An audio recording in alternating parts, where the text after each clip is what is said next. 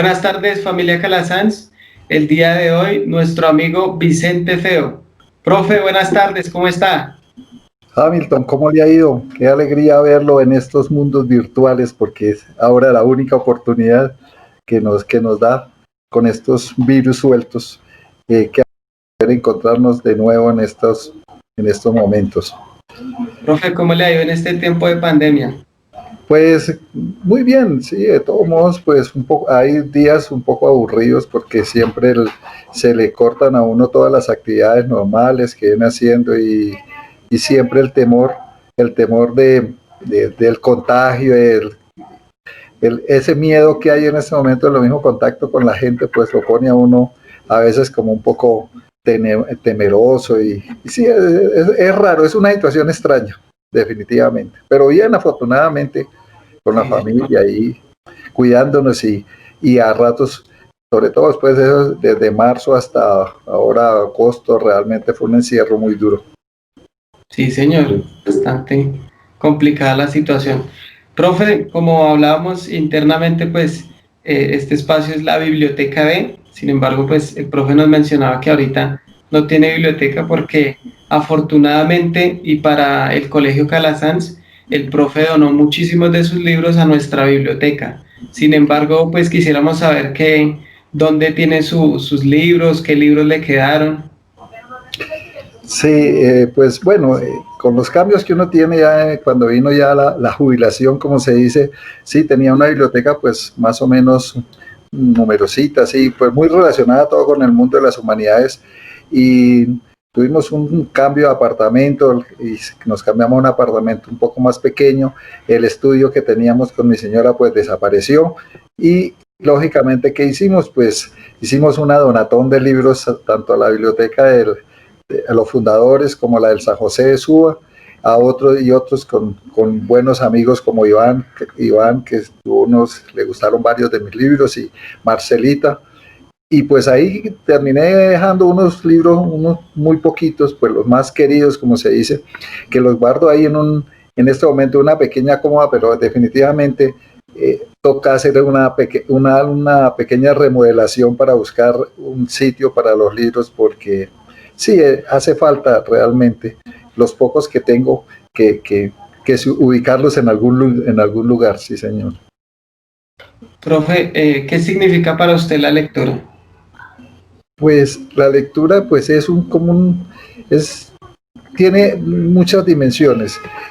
Primero que todo es como algo mágico, porque uno con la lectura, cuando se mete en un libro, uno se va imaginando, y a mí personalmente me sucede mucho eso, me voy imaginando una serie de paisajes como todos los escenarios donde se presenta la historia, o lo que escribe el autor.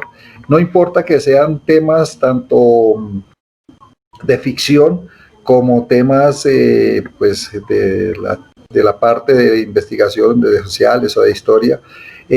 La lectura siempre me ha permitido como generarme esos espacios, imaginármelos. Entonces, por un lado es eso, le estimula a uno tremendamente la imaginación. En segundo lugar, la lectura le permite ver a uno otras opciones. Definitivamente, pues uno de pronto es muy dado a defender su posición o sus planteamientos, pero la lectura le presenta a uno que hay otros mundos, que hay otras formas de pensar, otras formas de ver el mundo, que de pronto uno no esté de acuerdo, pero hay momentos que le ayudan a frenar, a decir, hombre, puede ser otra opción. Y definitivamente la lectura es algo como que le enriquece a uno pues toda su parte de su conocimiento, le enriquece el vocabulario, aprende uno nuevas palabras, nuevas expresiones.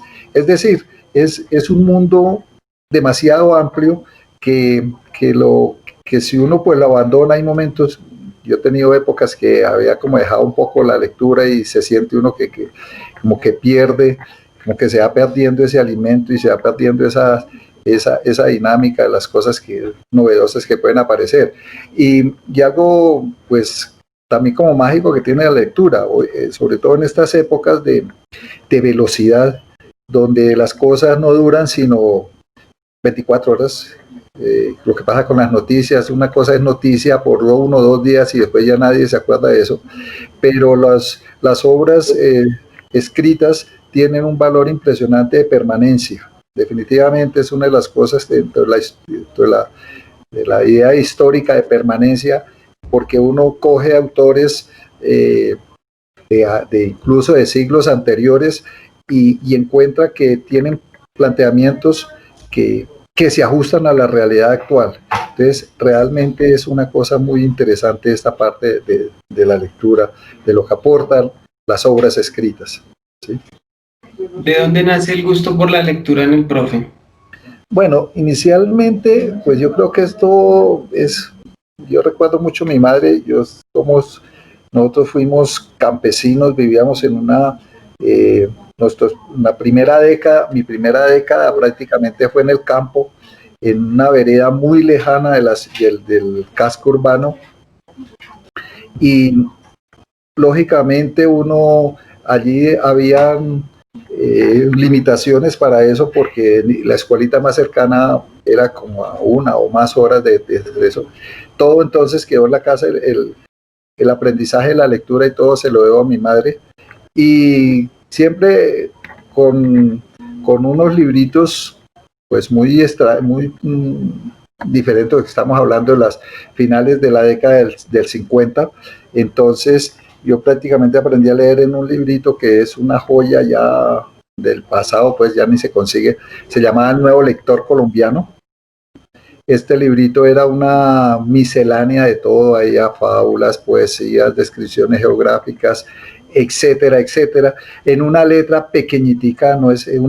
Yo aprendí a leer en letra, prácticamente en letra como 9 o 10 puntos, lo que dirían hoy los editores, no es la letra grande que aprenden a leer los niños de hoy, que no, que debe tener no sé cuántos puntajes, 14, 16, para que el niño no, aprendí a leer a eso.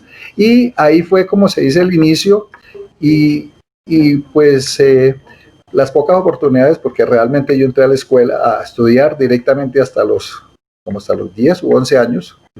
No, en esa época no existían todas las fases desde preescolar hasta no sé dónde, ¿no? Yo entré directamente a segundo de primaria ya sabiendo leer y eso. Entonces, desde esa época realmente me quedó como el gusto por la parte de la lectura, y luego eso fue estimulado cuando estuve en un internado con los hermanos de La Salle. El internado quedaba donde queda hoy actualmente la Universidad de La Salle, la 172, donde queda la Facultad de Veterinaria y esto. Y allí tenemos una biblioteca impresionante también, muy parecida a la de los fundadores, con muchísimos libros.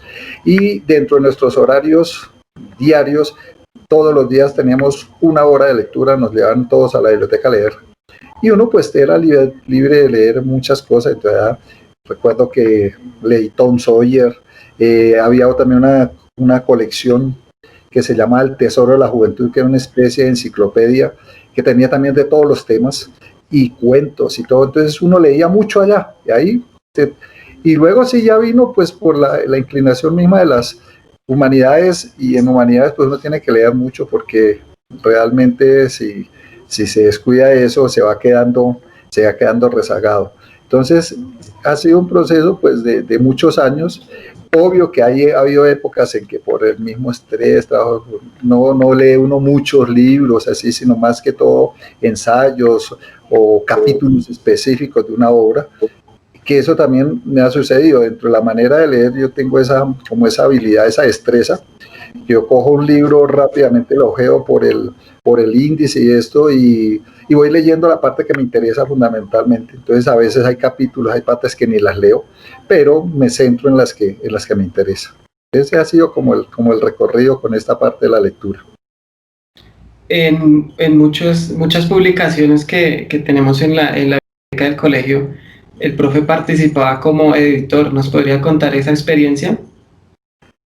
Sí, bueno, eso sucedió en el año 90, 1990, cuando en pleno furor de todo el cambio del currículo de sociales, presenté una propuesta de nuevo currículo, de nuevos temas para sexto a la editorial Norma. No me pusieron mucho cuidado, pero en el 92 me llamaron que si quería ser parte de la parte editorial, del grupo editorial, Ese fue un tiempo que me retiré precisamente del Calasanz y me fui a Editorial Norma, fui editor de Ciencias Sociales, editor junior que llamaban allá, de Ciencias Sociales, primero para Puerto Rico.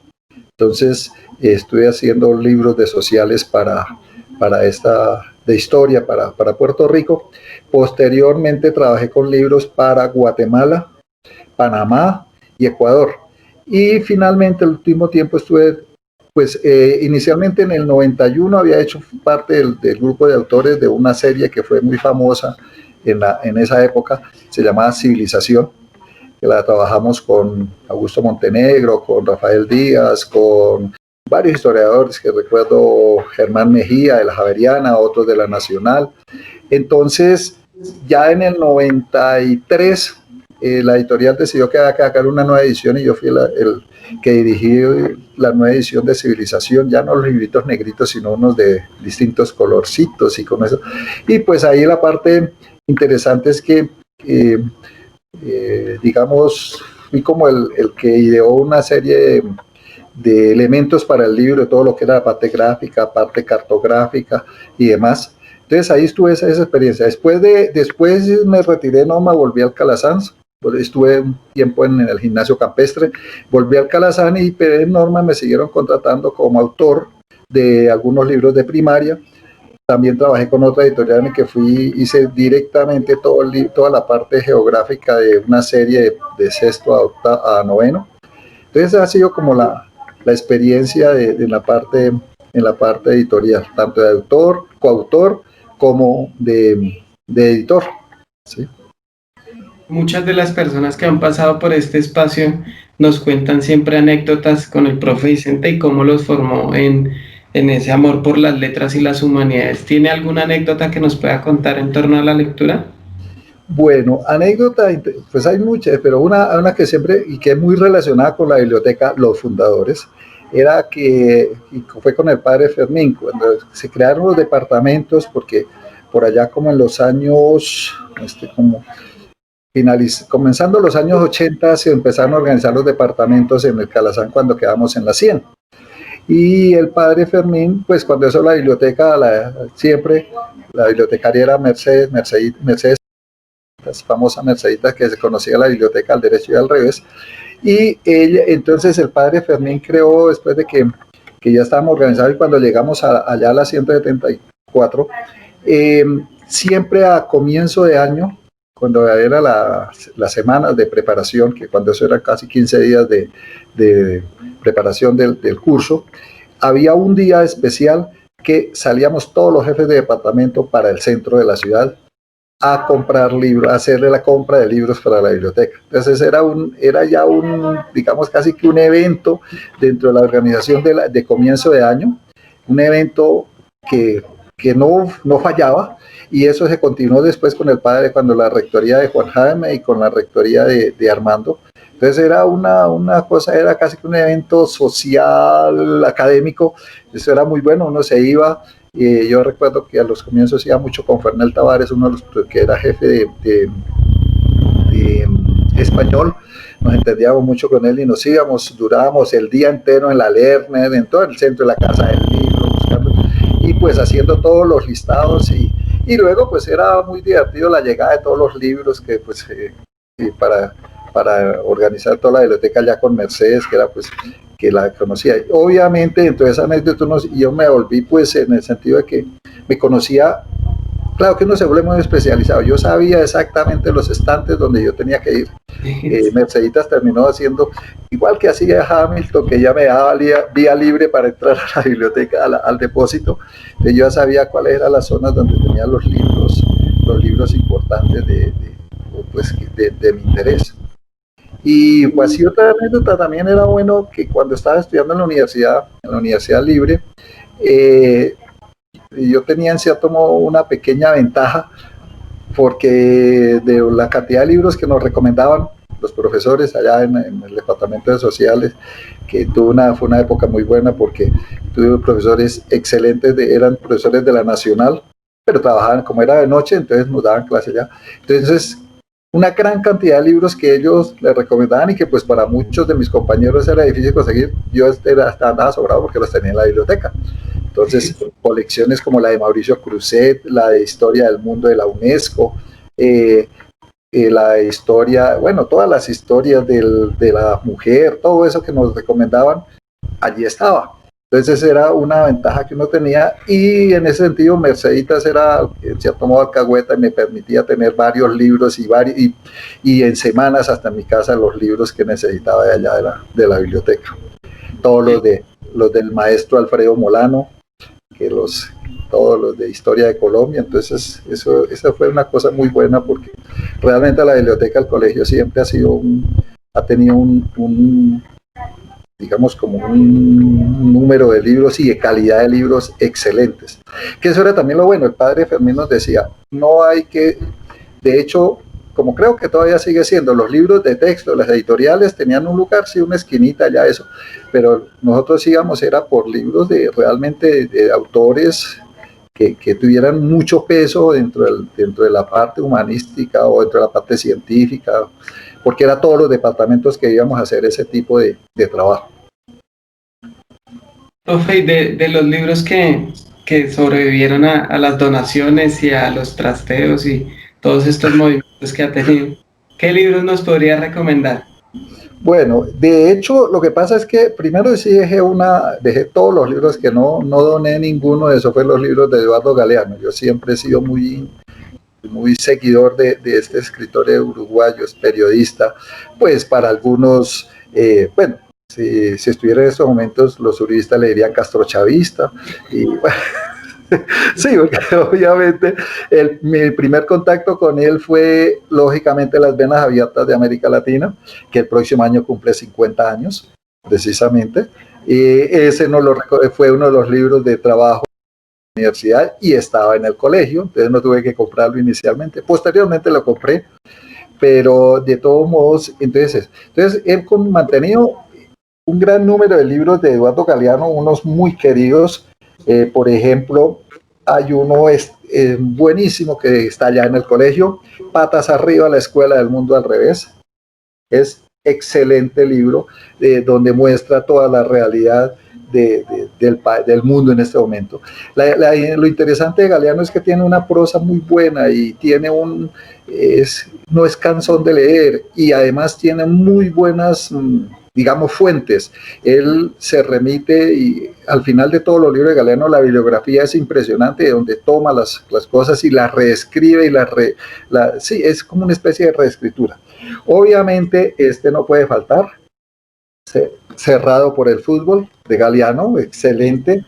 También Fútbol a Sol y Sombra es extraordinario. Los textos de Galeano sobre el fútbol son impresionantes.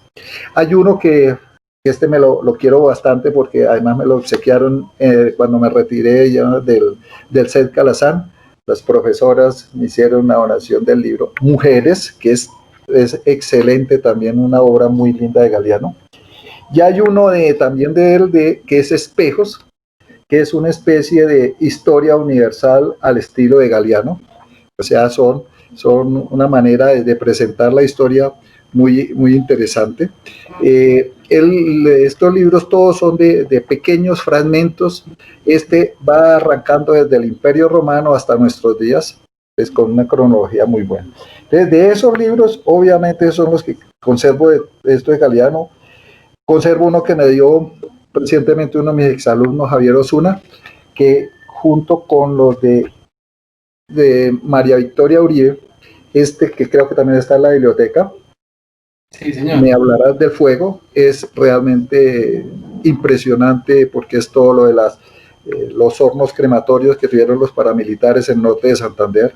Javier ha sido perseguido por esto, le quemaron, le atacaron su apartamento, le quemaron el computador, lo amenazaron, todo porque realmente es uno de los libros de denuncia.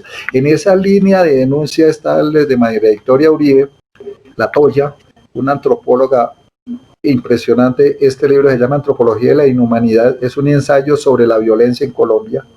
Es impresionante. Aquí habla de todas las características de la violencia. Entre una de las cosas interesantes, todos los apodos de los guerrilleros, de los bandoleros y guerrilleros y todo lo que hubo en eso, muy bueno. De ella, el primero que leí de ella fue que fue su tesis de grado, Matar, Rematar y Contramatar, que es un pequeño ensayo sobre el tipo de cortes que se hicieron en Colombia frente a la violencia. El corte franela, el corte florero, el corte tamal, etcétera, todo lo que generó esa violencia sádica dentro del país en ese momento. Entonces, digamos, esos son, pues ahí tengo la historia del fútbol colombiano, que ese no me puede faltar. Hay otro autor que me gusta mucho y que lo mantengo, que fue mi profesor de mi posgrado, el profesor Remnan Vega. Este libro es tremendamente, sería muy bueno que lo leyeran todos los uribistas. Se llama Fin de la historia o desorden mundial.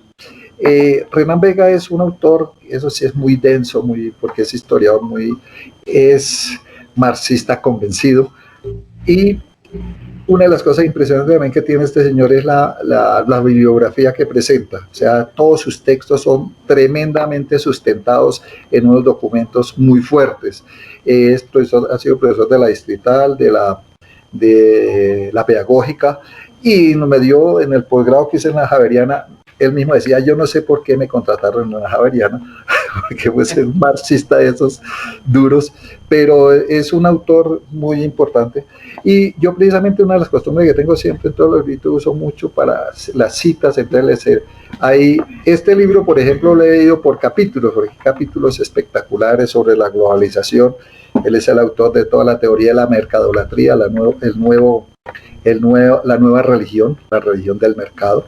Entonces, es eso. Así en general tengo ahí otros, tengo varios de Calasanz que me regaló el padre Carlos, y uno que usé mucho desde que estaba ya en el colegio como coordinador académico y luego como rector, del padre LP, o sea, Luis Padilla, que es el libro de Intuiciones de Calasanz sobre la formación escolapia. Me gusta mucho este librito, siempre el librito de cabecera, lo tiene siempre porque era el que siempre utilicé para las citas y todo. Yo acostumbré siempre en las circulares allá en el colegio, cuando era de coordinador, siempre toda circular a los profesores la encabezaba con una frasecita del jefe, y lo mismo en el CED. Entonces, este me gusta mucho porque están muy bien clasificados digamos, como los mensajes muy concretos de Calasanz para cada una de las situaciones. Entonces hay mensajes para cómo enseñar español, cómo enseñar matemáticas, hasta cómo organizar los salones, qué hay que hacer de las reuniones, etcétera, etcétera. Porque el jefe en eso sí, pues el hombre no escribió ningún tratado, pero sus documentos, sus pequeñas cartas, y lo impresionante es que siguen teniendo una vigencia impresionante. Uno mira, pues en estos días me da risa cuando el presidente con bombos y platillos decía que se ponía la ley de que el decreto de que ahora tiene que haber escuela de padres en los colegios, y como el gran invento, cuando eso ha sido un invento. Calasancio desde los años 70 escribía Carlos Gómez precisamente escribía en un trino ahí en eso, pero si eso lo hacíamos en los 70 ya, no iba a decir ahora que es el invento, y es en parte inspirado en Calasanz, que él decía cómo había que trabajar este tipo de cosas. Entonces así son varios libritos. Conservo por ahí alguno de civilización muy viejito, de la primera edición, porque ese no sí fue muy descuidado, ni siquiera los que estos no los guardé. Entonces, porque siempre alcancé a escribir bastantes de democracia y todo, pero no he guardado ninguno de esos. Y esos son los que básicamente tengo ahí en este momento. Y pues últimamente he estado leyendo unos libritos ahí interesantes que han ido saliendo, entonces ahí pero digamos, de lo que conservo básicamente es este grupito de los de Calasanz, los autores y los de Galeano, definitivamente que es y me falta comprar algunos otros de Galeano que son muy buenos. Creo que tengo que comprar, por ejemplo, Guatemala, que es excelente, sobre todo el problema de la experiencia de la dictadura guatemalteca y de la intervención de Estados Unidos en Guatemala, y que porque allí fue el laboratorio donde se entrenó y se practicó lo que se iba a poner lo que se pondría en marcha después en toda Sudamérica y en el Cono Sur con la Operación Cóndor para Chile, Argentina, Uruguay y demás. Sí. Profe, le falta el libro de Millonarios, que debería tenerlo ahí. Ay, sí, es que es bendito. No, ahí lo tengo en la historia del fútbol colombiano, ahí cuentan bien eso. Pero sí, ese no lo he conseguido. Ya lo buscaremos. Lo demás es que bendito equipo con por esa directiva que tiene ahorita me tiene fúrico. Sí, sí. Tristes. Profe, pues muchísimas gracias. Quisiéramos que ya para terminar les pudieras dejar un mensaje a los estudiantes que quieren seguir ese camino de las humanidades y las letras. ¿Qué mensaje les puedes dejar? Pues definitivamente que ahí tienen que estar muy atentos, digamos como, sí, como decía alguna propaganda de alguna emisora hace años, ojos abiertos, oídos despiertos. Y entonces, en el mundo de esto uno tiene, a pesar de toda la velocidad que hay actualmente, de todos los, que, como lo dice uno de los autores que estoy leyendo en estos días, de Yuval Noah Harari, que ese es uno de los libros que les recomiendo. De Animales a Dioses, de hecho me lo obsequió Marcelita González, me lo envió un día, me sorprendió que me llegó el librito de este señor, es impresionante. Estar, digamos, muy atentos a todas las situaciones que se presentan continuamente. Uno no se puede, pues, uno tuvo, y me sucedió que uno tuvo la época de pronto hacer de una sola línea y firme ahí, no ceder ni para ningún lado, pero precisamente uno tiene que estar como abierto a todas esas posibilidades, y una de esas situaciones se la facilita es la lectura, y la lectura de autores pues en cierto modo reconocidos, o por lo menos que se hayan dado la pela en hacer investigaciones y todo eso.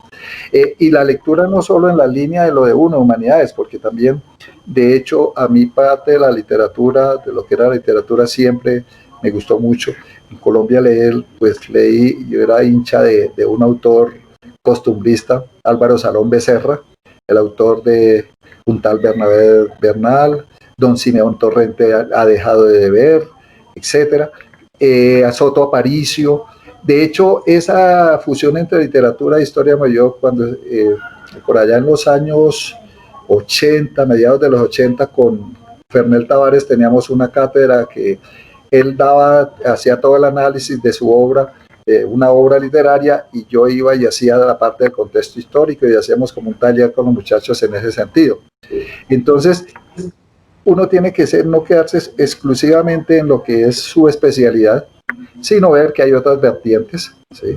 Hay otros autores, hay gente que escribe cosas muy interesantes. Aquí en este momento tengo en fila otro que es, en estos días hablan mucho de él, el maestro Alfredo Molano, Cartas Antonia. Estoy ahí para empezar a leerlo.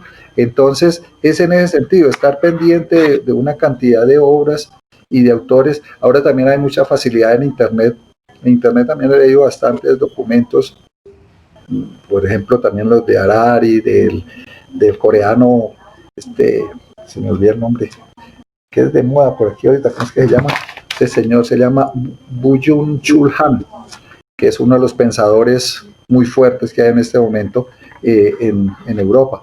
Entonces, realmente estar así, con la expectativa para poder mirar qué se está planteando, y frente al mundo de Internet, de todos modos uno pues buscar como ciertas páginas que sabe uno que son serias, que sus autores son serios, y que hay mucho, en este momento hay una explosión impresionante de ensayos muy buenos. Por ejemplo, en estos momentos de pandemia, incluso he hecho ya una colección de artículos sobre la época del coronavirus, y artículos y escritos importantes, como de otro señor que hace poco murió, Zygmunt Bauman, el hombre de la sociedad líquida, que es del amor líquido, de la educación líquida, que entonces todo esto definitivamente es lo que lo nutre a uno para poder como tratar de analizar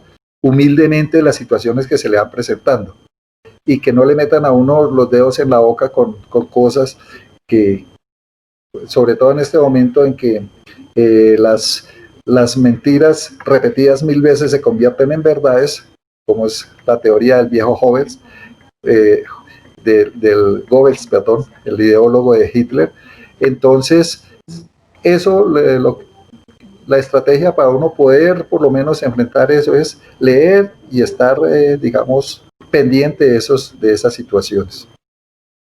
Profe, muchísimas gracias por aceptar esta invitación y podernos acompañar en este espacio.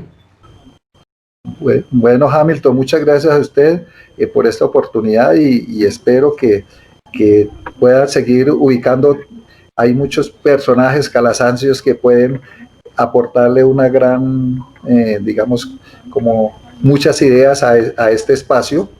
De hecho, uno de ellos que sería muy bueno ubicar a Javier Osuna, que es un autor, un literato y un autor muy bueno para en ese tipo de trabajo.